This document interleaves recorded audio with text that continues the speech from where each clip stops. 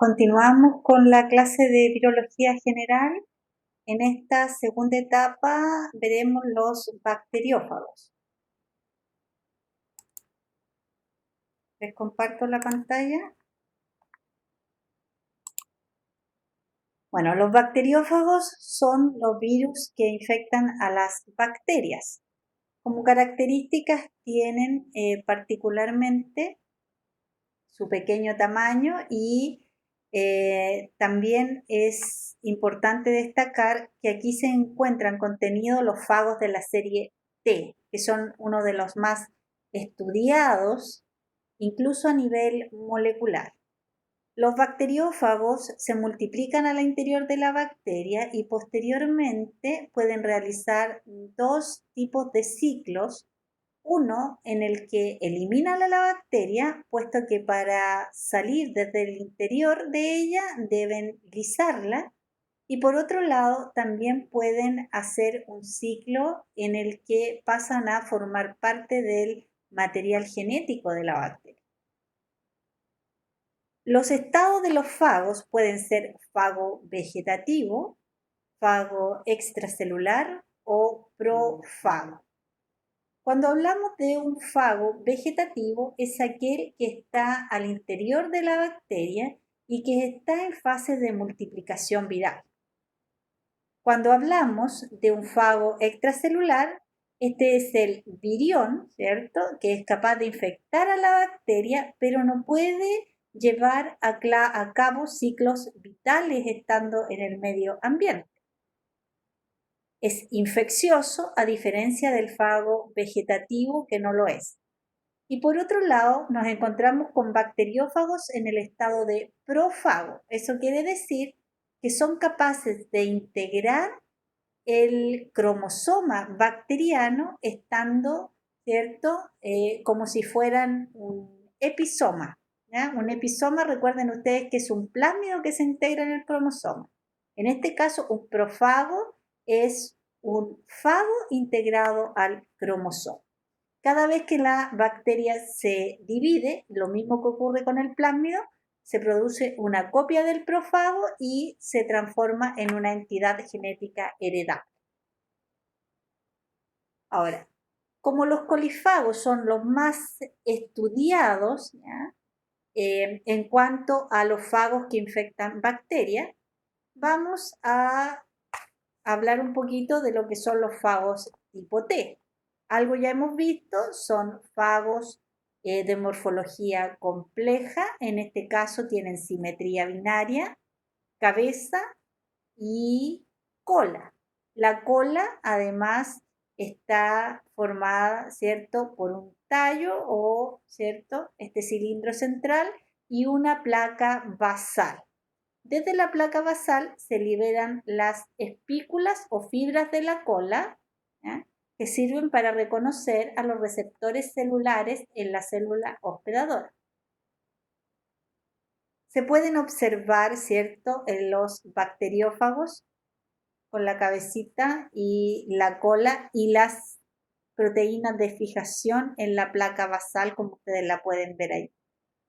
Recuerden que tienen simetría binaria, una cabeza hexagonal en este caso, un fago como si fueran icosaédricas las cabezas, y la cola es monomérica en cuanto a los capsómeros que la forman, y particularmente en el caso de estos fagos pueden tener una cola que es retráctil o en algunos casos también puede ser una cola más rígida. Sin embargo, en este caso es retráctil. Los fagos se pueden clasificar según sus ciclos vitales en fagos virulentos y en fagos temperados. Los fagos virulentos son todos aquellos que realizan ciclos líticos. Eso quiere decir que una vez que infectan a la célula hospedadora, inevitablemente la conducen hacia la muerte celular. Puesto que se multiplican al interior de la célula hospedadora, la utilizan como fuente de sustrato de nuevos virus y una vez que los virus se han ensamblado y van a ser liberados, para realizar este proceso deben lisar a la célula que les permitió multiplicarse en su interior y por lo tanto la célula muere. Fagos virulentos se multiplican en gran número, mientras que los fagos temperados son aquellos que pueden estar en estado de profago. Por lo tanto, cuando están en este estado, realizan un ciclo que se llama ciclo lisogénico. Vale decir, están como una entidad genética heredable en el cromosoma celular, ¿ya? Más inmediatamente no conducen a la célula hacia la muerte, sino que esto sucede cuando este fago temperado realiza un ciclo lítico. Vale decir, los fagos temperados tienen ambas posibilidades. En cuanto al ciclo lítico y al ciclo lisogénico, vamos a tener una célula bacteriana. Bueno, sabemos que las células bacterianas tienen un cromosoma, ¿cierto?, circular y cerrado, son haploides. Un fago que tiene predilección por una bacteria, por lo tanto es un bacteriófago. En este caso es un bacteriófago T, vemos la forma particular de la simetría compleja del fago. Y este fago va a infectar esta célula a través del reconocimiento de los receptores celulares que se realiza a través de las fibras de la cola del fago, que serían estas. Una vez que se produce ese reconocimiento de los receptores, ¿ya?, hay un intercambio de cargas, ¿ya?, y se produce la fijación. La fijación va a ocurrir por medio de la placa basal. Aquí no hay un gasto energético primario cuando los receptores de la cola reconocen a los receptores celulares.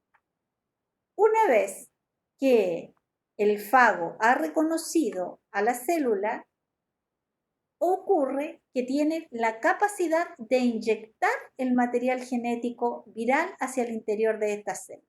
Lo podemos apreciar acá.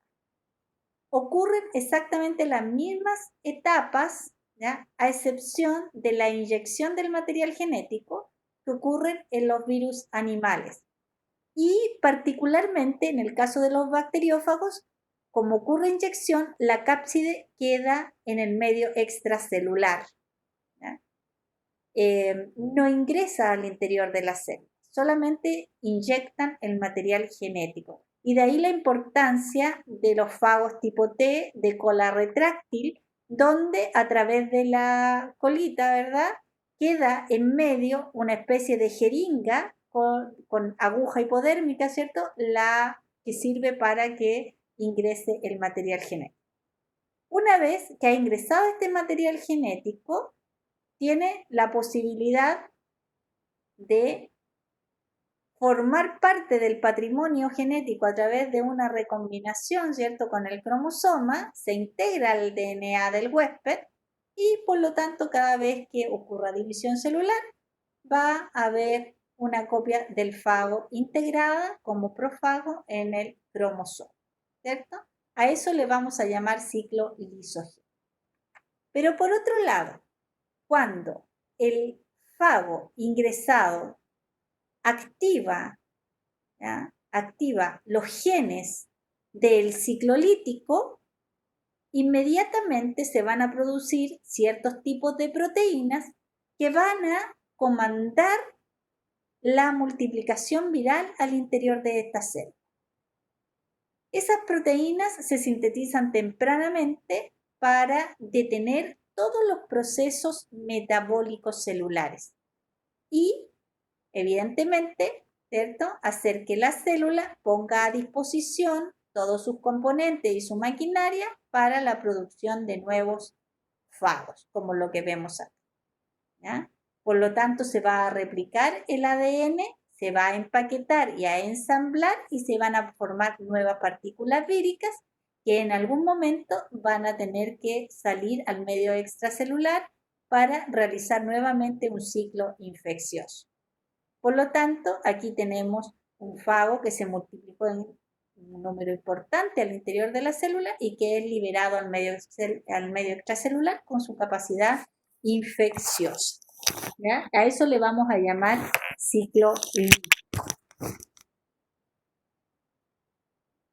Ahora, ¿qué detona que un fago temperado haga ciclo lítico o lisogénico?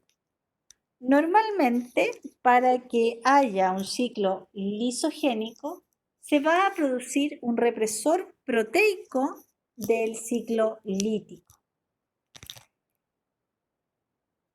Hay dos tipos de proteínas, la proteína C1 y la proteína CRO. Cuando la proteína C1 se activa, ¿ya? Cuando la proteína C1 está activada, lo que se activa es el ciclo lisogénico, porque son los genes de la lisogenia los que se ven expresados. Por lo tanto, en este caso se inhibe, ¿ya?, el ciclo lítico. ¿Cómo se inhibe el ciclo lítico? ¿Ya? Por la expresión de un represor proteico que va a actuar inhibiendo la acción, ¿cierto?, de un promotor que sería capaz de activar la lisis. Por otro lado, cuando la bacteria hospedadora es saludable, se va a acumular la proteína C1 y esta activa los promotores de integración del DNA del fago dentro del cromosoma y de allí, por lo tanto, el ciclo lisogénico y el fago quedará como prófago. En el caso de que no exista proteína represora del ciclo lítico, ¿ya?, se va a activar lo que es la proteína CRO. La proteína CRO va a reprimir el ciclo lisogénico y va a activar el ciclo lítico. Por lo tanto, cuando se acumula este tipo de proteína es porque la célula hospedadora está bastante dañada, acumula proteína CRO y esta proteína va a generar una activación de los genes de lisis, ¿ya? Por lo tanto, en este caso se va a promover lo que es el ciclo lítico, ¿ya? Ahora, conjuntamente con ello va a haber una proteína represora del ciclo lisogénico.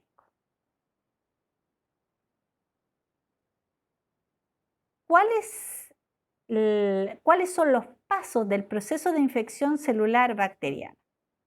La primera etapa es una etapa de absorción del fago a los receptores celulares. Este proceso de absorción puede ser reversible o irreversible. Cuando es reversible es cuando este proceso de absorción se realiza in vitro. Puesto que aquí no hay gasto energético, más bien hay un reconocimiento de los receptores celulares, aquí tiene que ver con este proceso el pH del medio y también la temperatura. Si se varían esos factores físico-químicos, probablemente el proceso va a ser reversible, puesto que la absorción tiene agentes tanto físicos como químicos que son necesarios y que deben ser óptimos para que se produzca la absorción. Por otro lado, va a tornarse en un proceso irreversible cuando ocurre in vivo, ¿ya? Aquí el reconocimiento ocurre por el intercambio de cargas y no vuelve atrás, sino que continúa, por lo tanto este proceso es totalmente irreversible a nivel celular. Hemos hablado de que los bacteriófagos tienen una diferencia respecto de los virus animales en cuanto a la primera etapa del proceso infeccioso. La primera etapa es la penetración, pero posteriormente viene la inyección del material genético en el cual la cápside queda por fuera, ¿ya? La cápside queda adherida a las estructuras de envoltura de la bacteria, más no ingresa al interior del citoplasma bacteriano. Los investigadores Hershey y Chase en el año 52, era un matrimonio, ¿verdad?, de científicos, trabajaban con bacteriófagos T y trataron de observar cómo era el ciclo infeccioso del fago T, particularmente estudiaron el fago T2, e idearon un experimento, ¿ya?, que más o menos es este que está acá. Tenían en un lado un cultivo de bacterias Escherichia coli en un matraz, ¿ya?, y por otro lado tenían fagos, ¿ya? Aquí tenían otro matraz, también con un cultivo de E. coli, pero otro tipo de fagos. El fago, en este caso, era el fago T2, pero estaba marcado con fósforo 32. El fósforo, como forma parte del DNA, ¿cierto?, del ácido nucleico, marcó radiactivamente el ADN en este tipo de fago.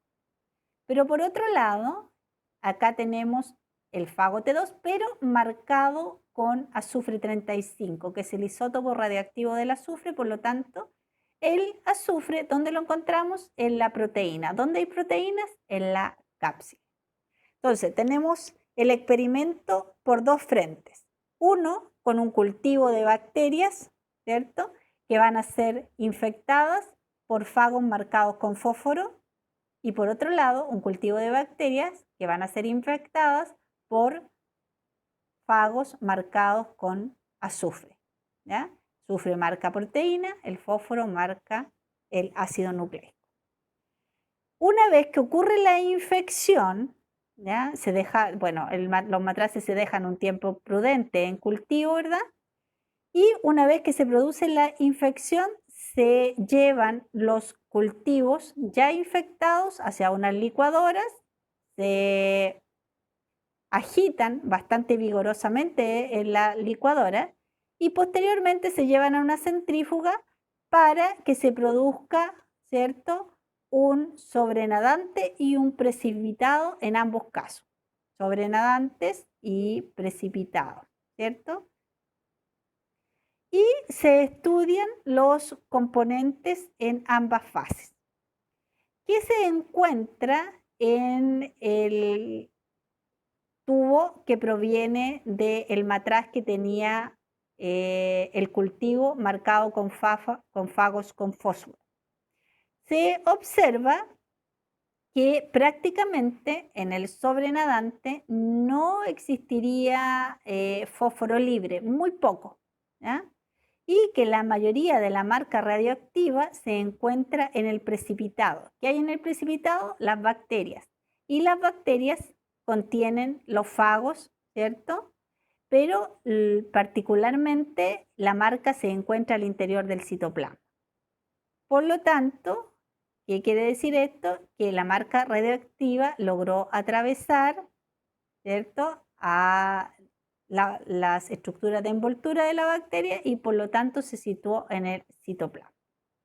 Y por otro lado, en el segundo matraz, en el que estaba el cultivo bacteriano y que ese cultivo fue infectado por fagos marcados con azufre, después de realizar el mismo experimento, ¿verdad?, llevarlo a una licuadora y también posteriormente una centrífuga para separar precipitado y sobrenadante, la marca radiactiva casi en su totalidad se determinó en el sobrenadante, mas no al interior de los fagos.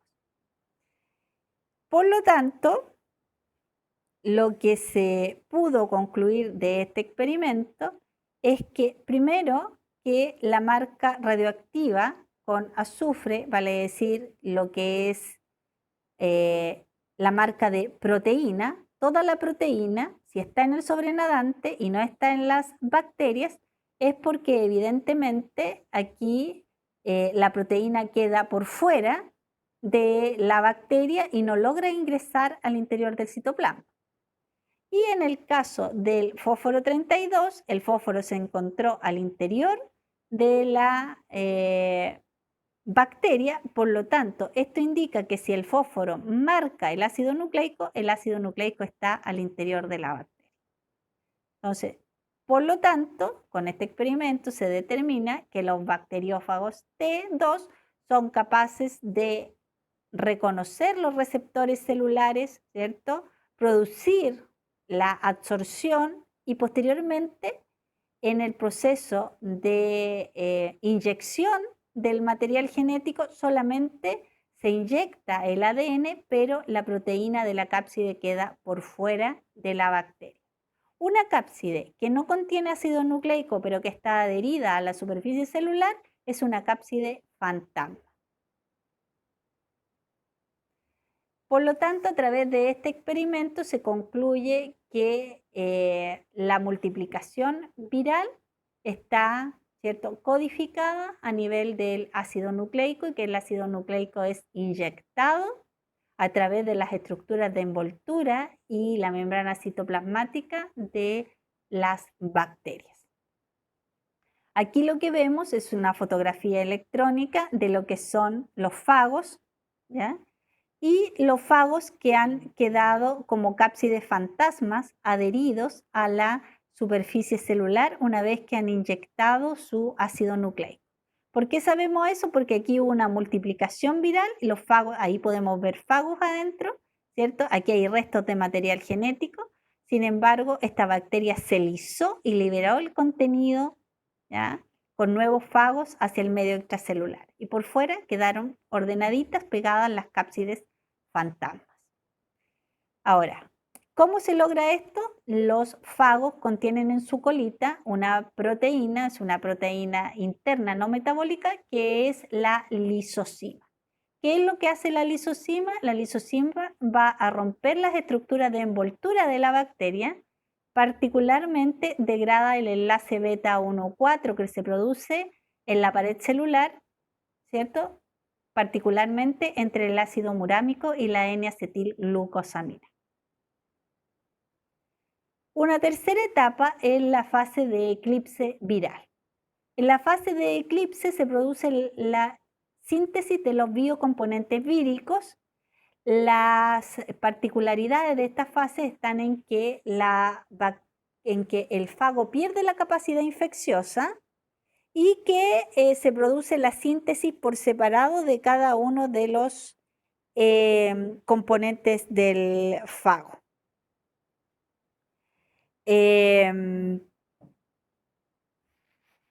Es importante también destacar la intervención de algunos genes, ¿ya?, en el proceso de eclipse viral, y de estos genes ya vagamente hablamos en unas diapositivas anteriores.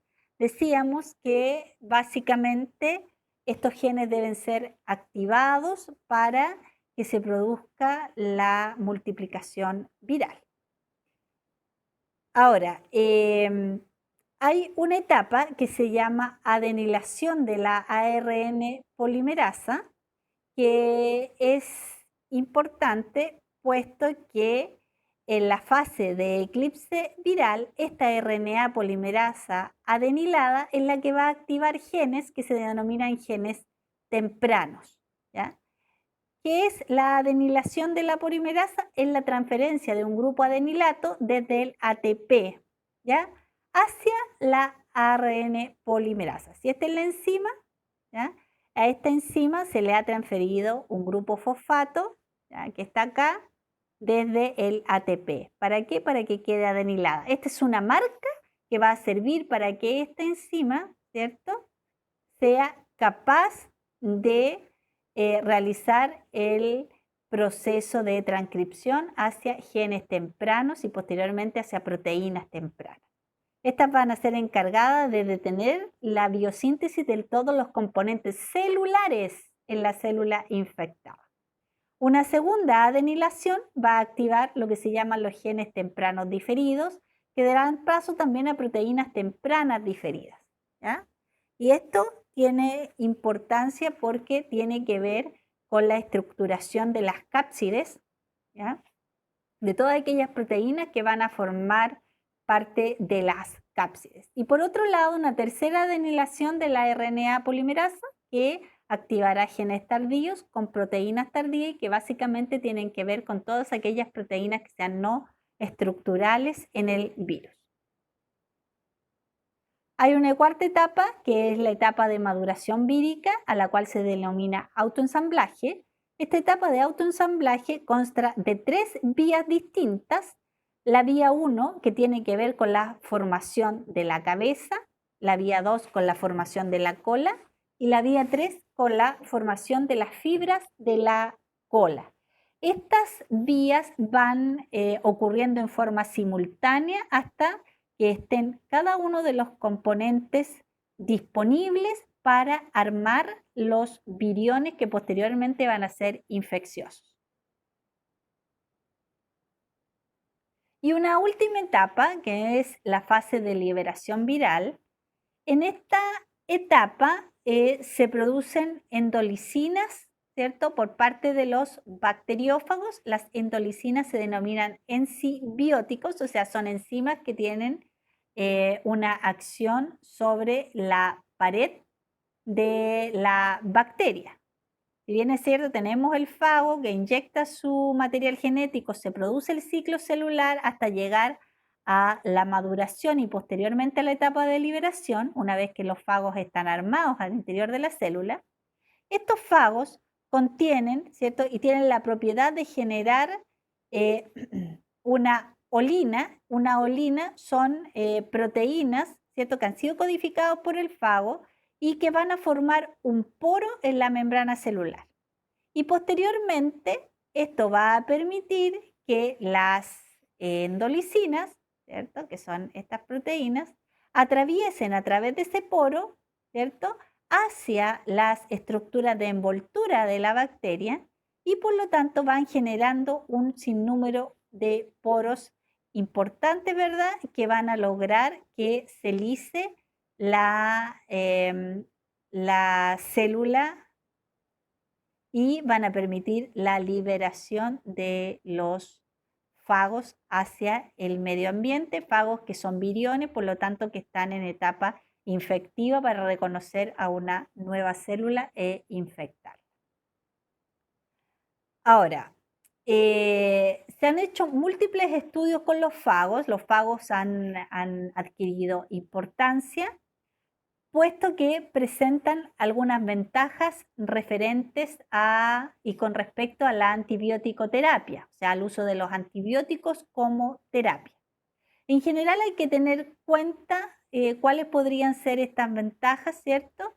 Y los antibióticos, hay que tener en cuenta que los antibióticos siempre van a poseer un espectro de actividad que es notablemente amplio, mientras que los fagos son específicos, vale decir, los fagos van a afectar a un tipo de bacteria, por lo cual no van a alterar la acción de la microbiota y particularmente de esa microbiota que tiene efectos beneficiosos para los organismos. Por lo tanto, la acción de los fagos sería de reducido espectro de actividad, puesto que son muy específicos. Ahora, también se sabe que los antibióticos pueden tener efectos colaterales que son indeseados, como alergias, o que en algunos casos están contraindicados en el embarazo o que pueden ser tóxicos para ciertos órganos. En el caso de los fagos hay pruebas de inocuidad en las preparaciones fágicas. Eso significa que los fagos se pueden utilizar por ser inocuos tanto para los seres humanos como para los animales. De hecho, en el diario vivir se está en contacto con los fagos, ¿ya? Con los bacteriófagos cuando nos alimentamos o cuando estamos, ¿cierto?, en contacto directo con el medio ambiente, estamos en contacto estrecho con los fagos y los fagos tienen la capacidad de ser inocuos para los seres humanos y para los animales. Y los fagos son eficaces tanto para bacterias sensibles o bacterias que son multiresistentes a los antibióticos, ¿ya? No tienen esta posibilidad de generar resistencia, ¿ya? Como sí lo hacen los antibióticos en las bacterias. Trabajar con fagos y aplicarlos es más barato que trabajar en el descubrimiento de nuevos antibióticos, ¿ya? La naturaleza siempre va a constituir una fuente inagotable de fagos que aún no han sido estudiados. De allí que se piense en la terapia fágica como una alternativa ante la antibioticoterapia, que hoy día por el uso indiscriminado de los antibióticos ha acarreado grandes problemas en los tratamientos de algunas enfermedades producidas por bacterias, ¿ya? Bacterias que se han vuelto superbacterias o multiresistentes. Algunos géneros bacterianos contra los cuales se han usado bacteriófagos, géneros importantes como Pseudomonas, vemos que Pseudomonas hoy día es una bacteria que produce infecciones asociadas a la atención en salud, Mycobacterium, particularmente Mycobacterium tuberculosis, Aeromonas, Enterococcus, Escherichia, Klebsiella, etc. Géneros de enterobacterias importantes y de bacterias no fermentadoras como Pseudomonas, ¿cierto? Han sido tratadas mediante el uso de bacteriófagos, además de algunas bacterias gram positivas como Staphylococcus, Streptococcus. ¿Cuáles son las ventajas y las desventajas del uso de la fagoterapia? En cuanto a las ventajas, pueden lisar células resistentes a los antibióticos, por lo tanto se pueden usar indistintamente frente a células resistentes o sensibles, vale decir bacterias resistentes o sensibles. Los fagos son de reducido espectro antimicrobiano, vale decir no dañan la microbiota del paciente, no generan anticuerpos y el tratamiento puede ser preventivo, ¿ya? En muchos casos se requirió solo de una dosis de un lisado fágico para observar la disminución de la infección en el paciente. En cuanto a sus desventajas, tienen un espectro de acción que es muy limitado, son especie específico, ¿ya? Lo que también es discutible si puede ser considerado como desventaja. Tienen dificultad para desarrollarse formulaciones farmacéuticas estables. ¿eh? Em, es difícil obtener fagos purificados, ¿verdad? Y que los vendan de esa manera. Pueden producir altos niveles de endotoxina. La endotoxina, recuerden que está relacionada con el lipopolisacárido bacteriano en las bacterias gram negativo, ¿ya? Y el lipopolisacárido puede tener un efecto tóxico, ¿cierto? Sobre el paciente, sobre la salud del paciente. Y son eliminados rápidamente por el sistema inmune. ¿Ya? Bueno, y una cosa aparte es que es difícil registrar la propiedad intelectual de las formulaciones que se han realizado con FAO. También es importante, además de la fagoterapia, que los bacteriófagos son utilizados como biocontroladores, tanto en enfermedades producidas por bacterias en las plantas, como también en el control de la contaminación por bacterias en los alimentos. ¿Ya? Bueno, hay ventajas de los bacteriófagos y desventajas, lo mismo que ventajas y desventajas de las endolicinas. Se han estudiado las endolicinas de los bacteriófagos. Ya vimos las ventajas de los bacteriófagos, ¿cierto? Son abundantes en la naturaleza e inofensivos para los animales en las plantas, por lo tanto, lo que yo les comentaba recién, cuando uno está comiendo, está consumiendo también fagos, porque la gran cantidad que existen y la gran diversidad que están en la naturaleza nos hace que estemos en estrecho contacto con ellos. Em, Vamos a ver ahora las ventajas y desventajas de la producción de las endolicinas de los bacteriófagos. Se han estudiado también el efecto que estas tienen y se ha descubierto que tienen un rápido efecto bactericida, que no han manifestado resistencia, ¿cierto? Las endolicinas de bacteriófago, las bacterias no son resistentes a las endolicinas, y el blanco de acción de las endolicinas es la pared celular, particularmente el peptidoglicán, y son inofensivas para humanos, animales y plantas, y son género específica al igual que los bacteriófagos. ¿Cuáles serían las desventajas? Que la membrana externa de las bacterias gram negativas va a dificultar la acción, ¿cierto?, que tienen la endolicina, que básicamente actúan sobre el peptidoglicán. ¿Ya? Dejamos hasta acá y cualquier duda o consulta me la pueden realizar a mi correo electrónico.